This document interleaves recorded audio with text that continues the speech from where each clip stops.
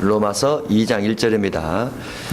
2장 1절 이하가 그 앞부분에 있는 부분하고 연결이 되어야 되는 이유가 앞에 있는 이 상실한 마음에 대한 여러 종류가 기록이 되어 있는데, 기록된 종류를 다 합해서 교회 속에 이와 같은 죄를 짓는 사람이 있다 할지라도, 교회 속에 이와 같은 죄를 짓는 것이 눈에 보인다 할지라도 2장 1절에서 남을 판단하지 말라라고 되어 있어요. 결론이죠. 아주 중요해요. 교회는 유대인 교회든지 이방인 교회든지 어떠한 성실한 사람, 착한 사람이 다 있다 할지라도 다양한 사람이 보이죠. 그리고 나름대로 각자의 죄를 안고 살아가요. 그리고 그 죄에 대한 하나님의 싫어하심, 또 선에 대한 하나님의 좋아하심, 그래서 분명히 있죠.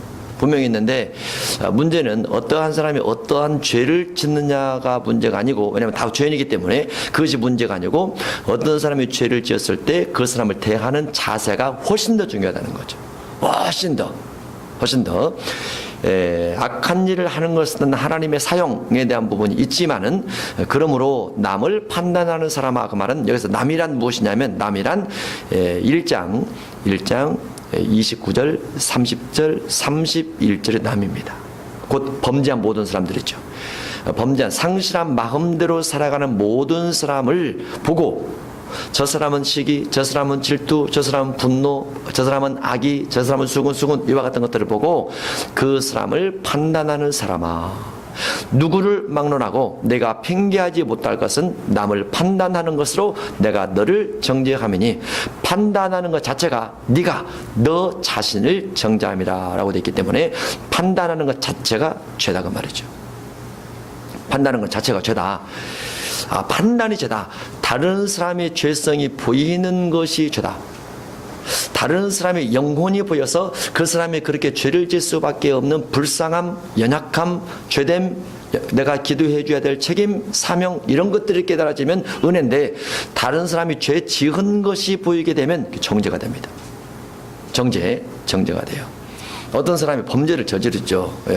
1장에 있는 그 29절, 30절, 31절에는 죄를 지어요. 그러면 죄를 지르는 걸 보면은, 저 사람은 죄를 지었네. 저 사람은 왜 그럴까? 사단의 미혹이 됐네. 사단의 미혹이 됐을까? 어렸을 때부터 쓴뿌리가 있었을까? 그 이전에 부모님의 숟가락을 물려받은 것이 있을까? 이렇게 생각하면 그 사람이 불쌍히 여겨지는데, 똑같은 죄인을 바라보는 눈이 그 영혼을 불쌍히 여기게 바라보는 눈하고 그 사람이 죄를 지었던 현재 결과만 바라보는 것으로 틀린다는 거죠. 죄를 지은 결과를 바라보게 되면 그것이 판단이 되는 거고, 죄를 지게 된 원인, 배경을 생각을 하면서 그를 불쌍히 하게 되면 똑같이 죄를 바라보는 것이지만은 그건 죄가 아니라는 거죠. 그러죠. 그게 주님의 관점과 사단의 생각을 하면 틀린 겁니다. 그래서 그 로마서 1장 29, 30절, 31절에는 죄의 목록에 기록됐고, 그 죄의 목록 따라서 사형에 해당된다고 기록이 됐음에도 불구하고 2장 1절로 가면 교회 속에 이와 같은 사람이 많이 있지만 절대로 사람을 판단하지 말라라고 되어 있어요. 판단하지 말라. 교회 속에 죄인이 많이 있지 판단하지 말라. 누구를 막론하고 내가 핑계하지 못할 것은 남의 죄를 판단하는 것으로 네가 이미 죄가 있다라고 되어 있어요. 네가 너를 정죄함이라. 그런 판단하는 내가 같은 일을 행함이니라. 네가 다른 사람의 죄가 보이므로 너도 이미 완연하게 판단죄를 지고 있다, 그 말이죠. 이것은 가족도 똑같습니다. 교회도 똑같습니다. 교회 밖도 똑같습니다. 그래서 기독교인에게는 남의 죄를 판단할 어떤 책임, 판단할 의무, 이런 것들이 없어요. 남의 죄를 볼 눈도 사실 있으면 안 됩니다. 왜냐하면 내 들보가 크면 남의 죄가 보일 수가 없어요. 그래서 교회는 다양한 문화, 다양한 지식, 다양한 삶, 다양한 어떤 형태를 가지고 다 모이게 되지만은, 다른 사람의 죄를 보기보다는 그 사람의 죄를 지을 수밖에 없는 환경 때문에 내가 그를 불쌍히 여기고, 그 죄 때문에 내가 죄를 짓지 않으려는 몸부림의 노력과 성령을 통한 기도, 이런 것들이 더 필요하다고 볼 수 있죠. 그런 것들이, 그렇게 할 때 우리가 하나님 앞에 범죄하지 않고 바로 갈 수 있다, 이렇게 볼 수 있습니다. 이것은 상당히 중요합니다. 왜 중요하냐? 판단이 많기 때문에 그렇습니다. 판단이 많기 때문에. 남을 판단하는 이유는 내가 동일한 죄를 지었다면 남이 판단이 안 될 겁니다. 그런데 내가 동일한 죄를, 내게 없는 죄를 남에 짓게 되면 상대방의 죄를 내가 보게 돼요. 근데 똑같은 것이에요. 똑같은 이치는 똑같죠. 상대방이 짓지 않는 죄가 내가 있어요. 그래서 상대방이 내 죄를 봅니다. 그런데 내가 내 죄를 못 봐요. 가리워서. 그래서 내가 남을 판단할 때 내 죄의 기준이 훨씬 더 많이 있다는 것을 인지가 나면 남의 죄를 판단할 수 없다는 거. 그럴 때 우리가 하나님 앞에 바로 세움 받을 수 있다. 그렇게 볼 수 있어요. 남을 죄를 판단치 않는 것이 우리가 복받는 비결입니다. 남의 죄에 대해서 이야기할 건 없어요. 2절, 이런 일을 행하는 자에게 하나님의 심판이, 이제 판단이 2절에서 뭘로 바뀌었습니까? 심판으로 바뀌었죠. 하나님의 심판이 진리대로는 무엇입니까? 남을 판단하는 것에 대해서 심판이 있다는 성경적 기록이, 그 말이죠. 성경에 기록된 대로 되는 줄 우리가 아노라. 그렇게 보는 게 맞죠? 남을 판단하면 성경에 심판받는다 라고 되어 있는 대로 너희가 심판받을 것이다. 그러면 남의 죄를 판단하고 남의 죄를 정죄를 하게 되면 심판받는다는 성경 구절이 어디 있습니까? 마태복음 7장 1절이야 있죠. 비판하지 말라. 그 법이죠. 산상설에 있으니까 법입니다. 그래서 남을 판단해서는 안 된다 볼 수 있습니다. 진리로 되는 줄 우리가 아노라. 성경 따라 되는 줄 아노라. 마태 7장 한번 볼까요? 마태 7장 1절. 자신의 죄를 볼 수 있는 눈이 가장 행복한 눈이에요. 비판을 받지 아니하려거든 비판하지 말라. 여기서 비판을 받지 아니하려거든, 그러면 누가 비판하는 사람이 있다 그 말이죠. 비판을 받지 아니하려거든, 그 말은 비판하면 비판 받는다 그 말이죠. 그러면 우리가 남을 비판할 때 나를 비판하는 대상은 누굽니까? 나를 비판하는 대상. 내가 남의 죄를 비판함으로 내가 비판을 받게 되는데 누가 나를 비판해요? 예, 하나님께서 비판합니다. 하나님께서 그 대표적인 예가 누구예요? 욥입니다. 욥이 까닭없이 고난을 받는다고 욥기 1장 2장에 되어 있죠. 그런데 욥기 4장 42장으로 가면 욥이 고난받는 이유가 교만 때문이라고 나오죠. 그래서 내가 깨닫을 수 없는 말을 말했고 가히 이르지 못할 말을 말했기 때문에 내가 티끌을 무릅쓰고 제 앉아 회개 안 하다. 그렇게 돼 있어요. 회개합니다. 그렇게 돼 있는데 왜 그 이전까지는 회개치 않았을까? 그 이전까지는 자기 죄가 보이지 않았을까? 욥을 향해서 욥이 죄인이다라고 말해줬던 친구들을 바라보니까 욥보다 부족한 사람이라고 말했죠. 욥보다 선행을 안 한 사람이란 말이죠. 욥보다도 그들이 더 무지하다고 말했죠.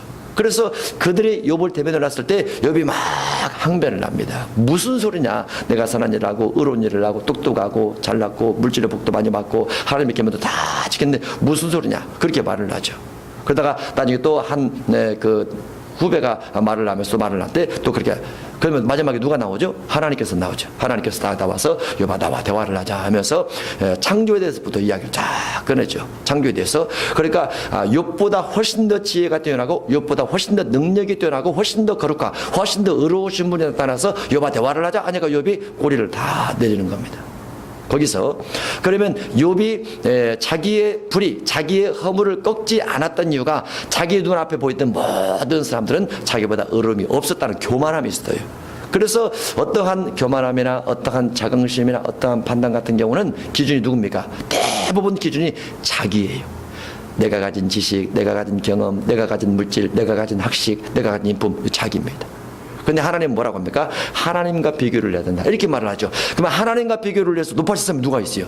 하나님과 비교를 해서 죄 안 있는 사람 누가 있어요? 그러니까 다 내가 회개 안 한다. 이렇게 될 수밖에 없죠. 그래서 여기 같은 경우도 비판을 받지 아니하거든 비판하지 말라. 비판하면 비판받는다. 누가 비판하느냐? 하나님께서 내 죄를 비판하겠다 그 말이죠. 그래서 우리는 남을 비판해서는 안 된다 말이죠. 다만 기도는 할 수 있다. 하나님께 기도는 할 수 있어요. 원통의 기도. 친구에 대한 원수를 갚아주옵소서, 이런 기도는 할 수 있어요. 그러나 사람을 대해서는 비판해서는 할 수 없다라는 거죠. 2절, 너희가 비판하는 그 비판으로 너희가 비판을 받을 것이요 너희가 헤아리는 헤아림으로 너희가 헤아림을 받을 것이니라 라고 되어 있습니다. 비판하면 안 된다라고 되어 있어요. 그러면 7장 1절 다시 한번 비판을 받지 아니하는 비판하지 말라. 여기서 비판이란 내용이 있겠죠. 그것을 로마서 1장으로 가면 29절, 30절, 31절, 32절에 있는 이 부분의 죄를 지은 사람도 비판하지 말라. 그렇게 하면 되겠죠.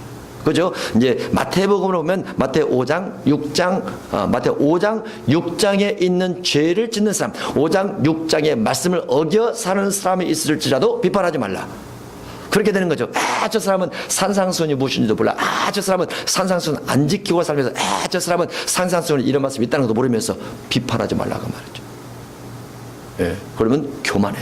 자, 그렇게 말을 하고 하면 교만해질 수 있다. 그래서 자기를 돌아보는 것이 가장 지혜로운 사람이다. 자기를 돌아보는 것이. 이제 마태복음에 있는 비판은 산상수훈을 모를지라도, 산상수훈을 지키지 못할지라도 비판하지 말라. 이렇게 되는 거고, 로마서 2장 1절에 남을 판단하는 사람아, 이 말은 로마서 1장 29, 30, 31절에 있는 그 죄성을 어기는 사람을 판단하지 말라라는 거죠. 그러면 진리대로 심판받는다고 되어 있습니다. 4절, 이런 일을 행하는 자를 판단하고도 같은 일을 행하는 사람아, 자신은 그런 죄 안 짓는 것 같지만은 사실 하나님께서 보실 땐 똑같은 죄를 짓고 있더라고 말이죠. 자신의 눈에 안 보일 뿐이죠. 안 보일 뿐이에요. 자신의 죄는 뒤통수에 달렸어요. 거울을 봐도 안 보입니다. 뒤통수에 달려서 아무리 뒤를 돌아봐도 죄가 따라서 돌아가 버리죠. 그래서 죄가 보이지 않아요. 자신의 죄는. 근데 남의 죄는 쌍안경 쓰고 보이고 망원경 쓰고 보이고 다 보이죠. 현미경 쓰고까지. 그래서 남을 판단하게 됩니다. 이런 일을 행하는 자를 판단하고도 같은 일을 행하는 사람아, 내가 하나님의 심판을 피할 줄로 생각하느냐. 판단하면 뭐 한다고요? 하나님이 심판하신다고 말이죠. 그러면 하나님의 심판할 때 심판은 피할 수가 없어요. 왜 피할 수가 없을까요? 우리 입으로 우리 죄를 짓고 하기 때문에. 내가 이런 죄 지었습니다. 내가 이렇게 판단했습니다. 라고 내 입으로 다 말을 한다고 말이죠. 어디서 말을 하죠? 내 입으로 이런 죄를 지었다고 어디서 말을 하죠? 로마서 14장에서 말을 하죠. 물론 백보자 앞에서 다 고백하긴 하지만은 백보자 때 상황이 기록이 되어 있습니다. 로마서 14장 10절 내가 어찌하여 내 형제를 비판하느냐. 비판 판단. 어찌하여 내 형제를 업신여기느냐. 우리가 다 하나님의 심판대 앞에 서리라. 기록되었을 때 주께서 이르시되 내가 살았노니 모든 무릎이 내게 꿇을 것이요 모든 혀가 하나님께 자백하리라. 자백이 뭡니까? 10절에 있는 업신여김에 대해서, 형제를 비판하는 것에 대해서 내 입으로 스스로 말하게 되더라, 그 말이죠. 스스로 내가 이렇게 판단했습니다. 내가 이렇게 정죄했습니다. 다른 사람의 죄에 대해서 이렇게 간섭했습니다. 내 입으로 스스로 말하게 된다는 것이죠. 마지막 재판대 앞에서. 그래서 우리가 이 땅에 살면서 그리스도인으로서 그런 삶을 살지 말고, 판단하지 말고, 죄는 미워하되 죄인은 사랑하고, 죄는 싫어하되 죄인은 용서하고, 죄는 미워하되 저주하되 사람은 품고 기도를 하면서 그 죄를 담지 않으려고 하는 것이 가장 지혜로운 삶이라 이렇게 볼 수 있습니다. 4절입니다.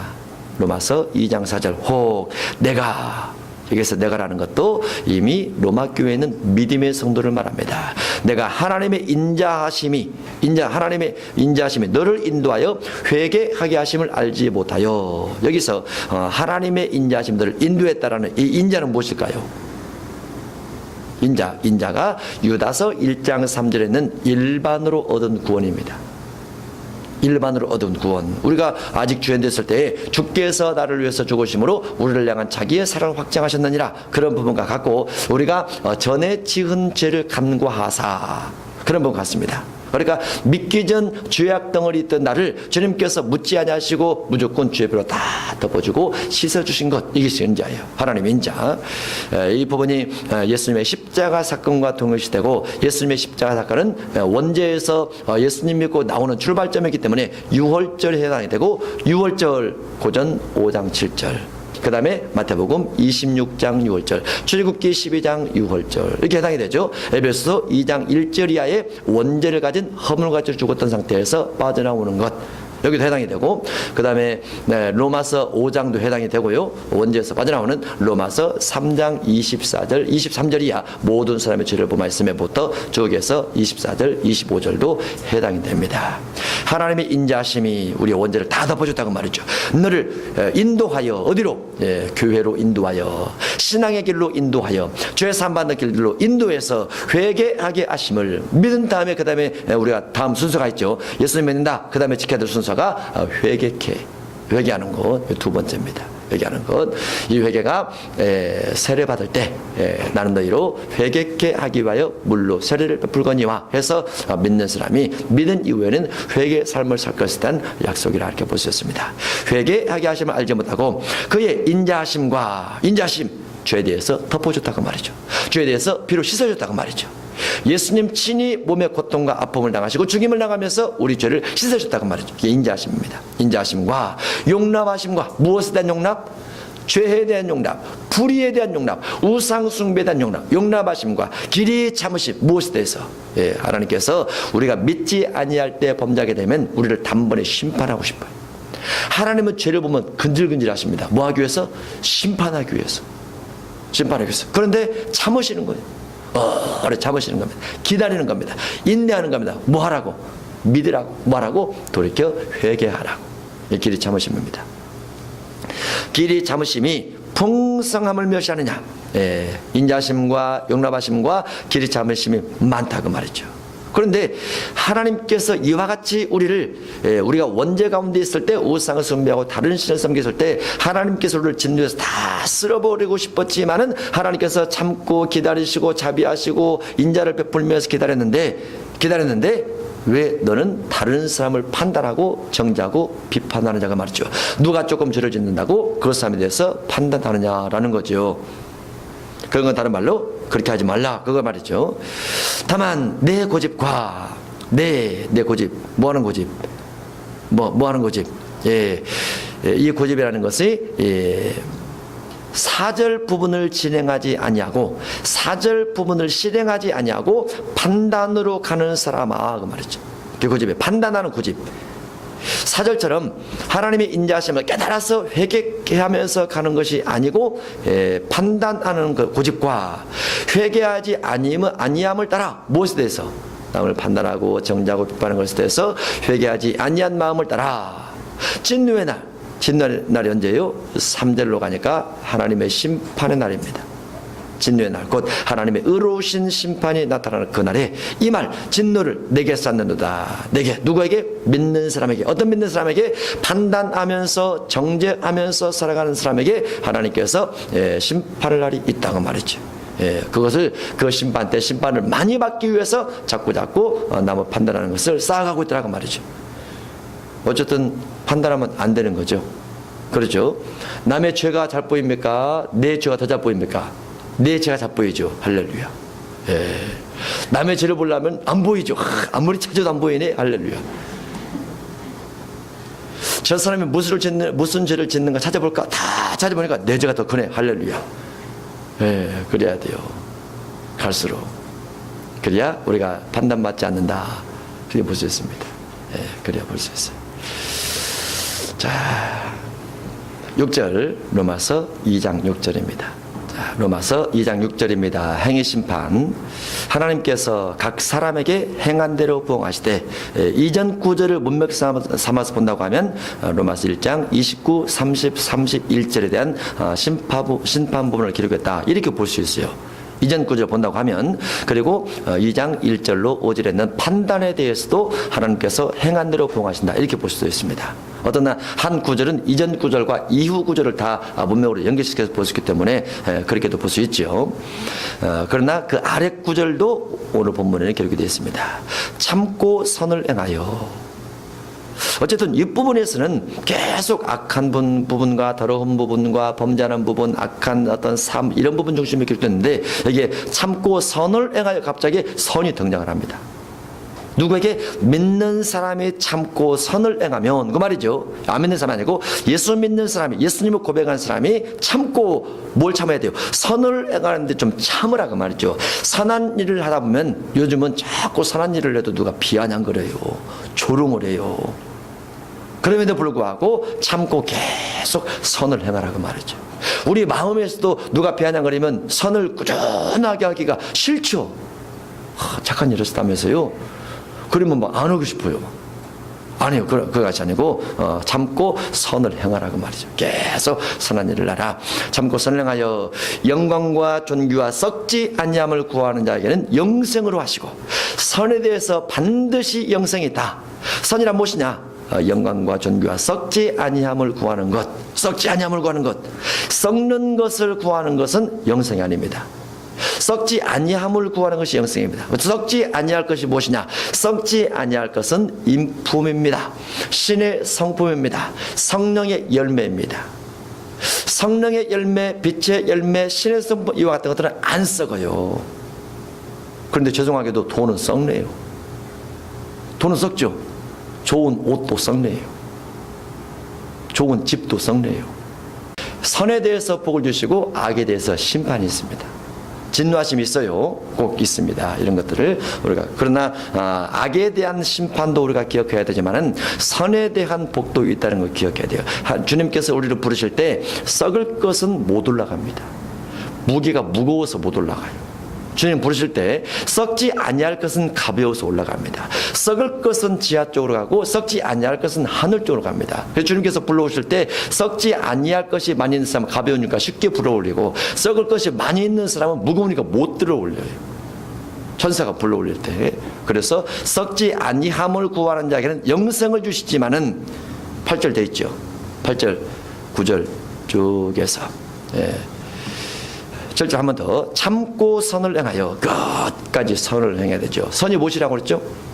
선이 로마서 2장 18절에 있다고 그랬죠. 하나님의 계명, 선을 행하여 영광과 하나님의 영광, 존귀, 명예입니다. 신앙인의 명예, 존귀, 썩지 아니함을 건 영생으로 하시고, 오직 당을 지어, 여기서 악한 자에 대한 심판의 종료가 또다시 기록이 됐습니다. 이 부분도 믿는 사람에게 하는 말입니다.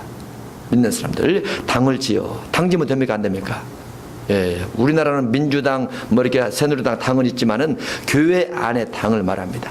이것은 교회 안에서 당을 짓지 말라, 끼리끼리 모이지 말라, 수군대지 말라. 그럼 마찬가지죠. 당을 지어 진리를 따르지 않냐고. 당 짓는 것은 진리에 역행하는 것이구나. 당 짓는 것은 목회자 중심하지 않는 끼리끼리 보이는 것은 진리를 거슬리는 것이구나. 진리를 따르지 않고 불의를 따르는 자에게 당을 지어라고 됐기 때문에 당을 짓는 것이 불의함입니다. 불의를 따르는 자에게 진노와 분노로 하시리라. 당을 짓게 되면 진노와 분노가 따라옵니다. 좀 있으면 심판이 있어요. 좀 있으면. 악을 행하는 각 사람의 영에는 악을 행하는 각 사람 영, 악을 행하는 각 사람의 생각에는, 악을 행하는 각 사람의 영혼에게는, 악을 행하는 각 사람의 마음속에는 환난과 공고가 있으니. 환난이 무엇입니까? 일단 마음에 있는 거죠. 환난이 마음에 있는 거죠. 각 사람의 영에게 환난이 있기 때문에 마음의 생각이 복잡하더라고 말이죠. 환난입니다. 마음의 생각이 평안할 날이 없더라고 말이죠. 마음의 생각이 끊임없이 복잡하더라고 말이죠. 환난입니다. 그 다음에 곤고가 있으니, 무엇이 곤고가 있으니? 악을 행하는 각 사람의 영에게. 마음, 정신, 생각 속에 끊임없는 괴로움이 있더라고 말이죠. 번민입니다. 번민. 무엇 때문에 그 번민이 주어져요? 무엇 때문에 마음속에 환난이 주어져요? 악을 행했기 때문에. 악. 그러면 선이 하나님 말씀을 지키는, 하나님의 계명을 지키는 것이라고 하면, 악이라는 것은 하나님의 계명을 어기는 것이다. 그렇게 볼 수 있죠. 그러면 머릿속이 맑아지려면 생각이 건전하게 되고, 생각이 평안하게 되고, 생각 속에 안정이 주어지려면 무엇을 돌이켜야 돼요? 악을 행한 것을 돌이켜야 되죠. 악을 행하는 것. 불면증은 은혜가 아닙니다. 잠 안 자고 공부 열심히 하는 건 할렐루야지만은 잠 괜히 안 오는 것은 은혜가 아니에요. 잠 안 오는 시간에 공부하면 딱 좋겠죠. 기도하고 철야하고. 근데 불면증이 있을 경우는 그게 안 돼요. 생각이 번민이 주어지기 때문에. 악을 행하는 각 사람의 영에는 환난과 공고가 있으니. 이는 먼저는 유대인에게요, 헬라인에게며, 여기 유대인과 헬라인은 교회 안에 있는 자들을 말합니다. 1장부터 문맥이 이어져 오기 때문에. 그러나 그 뒷부분으로 보면은 이방인에게도 해당이 됩니다. 이방인. 10절, 선을 행하는 각 사람에게는 영광과 존귀와 평강이 있으리니, 먼저는 유대인에게요, 그리고 헬라인에게라. 역시 선을 행할 때 각 사람에게, 문맥으로 하면은 9절에서 악을 행하는 사람의 영에게 환난 공고가 있는 것처럼, 선을 행하는 사람 영에 영광과 존귀와 평강이 있겠다. 이렇게 보는 것도 괜찮겠죠. 선을 추구하고 말씀대로 삶을 추구하고 진리를 추구하게 되면 영혼이 평안합니다. 그래서 예수님께서 제자들에게 하신 말씀 중에 내가 너희에게 주는 평안은 세상이 주는 것 같지 않다 그랬죠. 예수 그리스도 안에서 주의 말씀을 쫓는 삶을 살고 말씀 따라 선을 행하는 삶을 살게 되면 주께서 그들 내면 속에 평안을 주더라고 말이죠. 평안. 세상이 어떠한 물질적 만족과 유신의 건강을 통해 주어진 평안보다도 훨씬 더 큰 평안이 주어집니다. 이것은 안 받아본 사람 모르죠. 예, 주 안에 있을 때만 합니다. 우리가 산에서 기도를 하다 보면은 어쨌든 기도를 쭉 들어가게 되면 처음에 기도할 때는 산란하고 여러 가지 기도 제목도 떠오르고 막 그러지만은 한참 기도하다 보면은 기도하는 것만 생각이 나죠. 생각이 하나도 합치죠. 그때가 평안할 때입니다. 복잡한 생각이 안 떠오르죠. 생각이 딱 하나만, 기도하는 그 내용만 딱 떠오르죠. 그리고 기도가 다 끝나고 나면 마음이 평안합니다. 복잡한 생각이 없죠. 예, 그런 것이 꾸준하게 유지가 될 때 성령 안에서 주 안에서 평안하다 이렇게 볼 수 있습니다. 선을 행하는 각 사람에게 영광과 존귀와 평안이 있으리니, 그러면 여기에 하나 더 선을 행하는 각 사람 영에게 이런 말도 포함이 되고, 선을 행하는 각 사람에게, 이 말이 회개한 사람에게도 할 수 있겠죠. 우리가 완벽하지 못하기 때문에 선을 행하다가 실수하고 선을 행하다가 범죄한데 회개를 하면 회개가 우리의 죄를 다 씻어서 죄가 없는 것처럼 여겨주기 때문에 성령을 통해서 평안함이 또 주어지기 때문에 회개를 하는 각 사람 영에게는 영광과 존귀와 평강이 있으니 먼저는 유대인에게요 그리고 헬라인에게라. 이는 하나님께서 외모로 사람을 주의하지 아니하심이라. 외모 때문에 하나님께서 그 사람의 선과 악을 나누기보다는 일단은 마음을 중심해서 먼저 사람을 취하더라. 마음을 중심해서.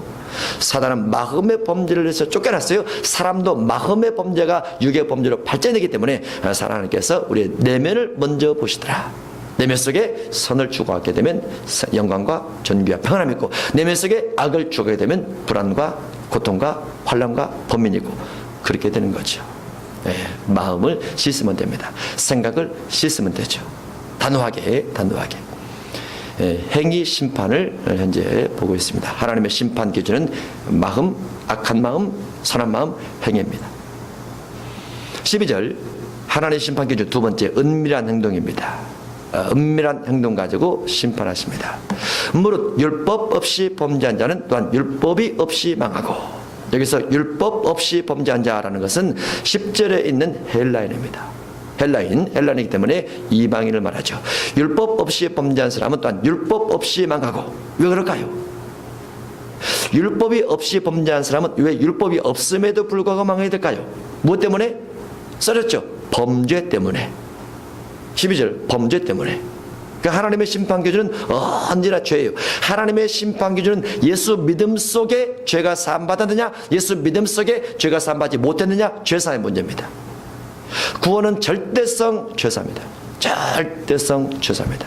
죄사함 받았느냐 받지 않느냐, 자범죄에 대해서 원죄에 대해서 얼만큼 죄사함 받았느냐. 무릇 율법 없이 범죄한 사람은 율법 없이 망하고, 율법이 있고 범죄한 사람은 율법 때문에 심판을 받으리라. 율법 때문에 왜 심판을 받게 될까요? 똑같죠. 뭐 때문에? 범죄 때문에. 범죄 때문에 결국은 율법 없는 이방인들은 율법 있는 유대인들인지 결국은 유대인이나 이방인이나 무엇 때문에 심판받는다고요? 범죄 때문에 심판받는다. 죄 때문에 심판받는다. 그런데 우리가 다 실수가 많아요. 실수가 많기 때문에 하나님 다 죄인입니다 하면서 회개를 하면 주님께서 피로 씻어주시고, 내가 무슨 죄였습니까? 그러면 주님께서 죄를 안 씻기 때문에 심판받게 되고 라는 거죠. 구원도 죄 때문에, 심판도 죄 때문에, 둘 다 그럽니다. 13절 하나님 앞에서는 율법을 듣는 자가 의인이 아니요. 하나님 앞에서, 사람 앞에서는 율법을 듣는 자가 의인 같아요. 하나님 앞에서는 율법을 듣는 자가 의인이 아니요. 율법을 듣는다. 우리가 율법을 어디서 들을까요? 오늘날로 보면 교회에서 듣죠.